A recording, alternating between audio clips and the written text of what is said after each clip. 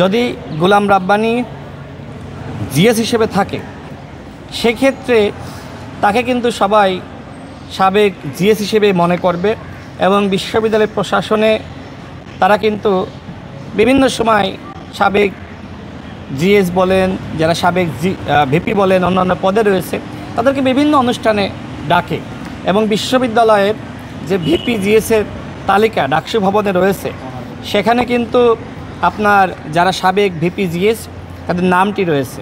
তো আপনারা কি চান যে এই ধরনের একজন সন্ত্রাসী যিনি অবৈধভাবে ডাকসুর জিএস নির্বাচিত হয়েছিলেন, তিনি তো শিক্ষার্থীদের ভোটে নির্বাচিত হননি, একদিকে তিনি তার ছাত্রত্ব অবৈধভাবে নিয়েছিলেন, অন্যদিকে তাকে অবৈধভাবে ঘোষণা করা হয়েছিল।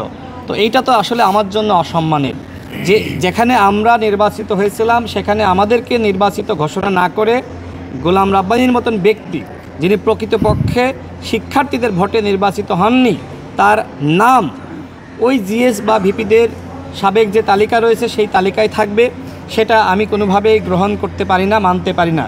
যেহেতু অবৈধভাবে গোলাম রাব্বানী ডাকসুর জিএস নির্বাচিত হয়েছিল, সেক্ষেত্রে তার বিচারটা হলো, যেহেতু সে ভারতে পালিয়ে আছে, বিচারটা হলো যে তার পদ বাতিল করা, তার অবৈধ ছাত্রত্ব বাতিল করা, এবং এটিই ন্যায় বিচার।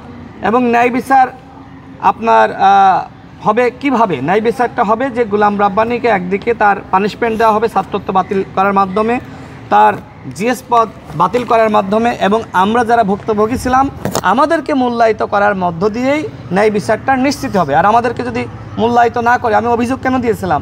আমি তো অভিযোগ শুধুমাত্র তার ছাত্রত্ব বাতিল হবে সেজন্য না, আমার সেখানে স্পষ্টভাবে উল্লেখ করা ছিল যে সে অনিয়ম করে ডাকসুতে নির্বাচিত হয়েছে এবং তিনি প্রকৃতপক্ষে নির্বাচিত হননি।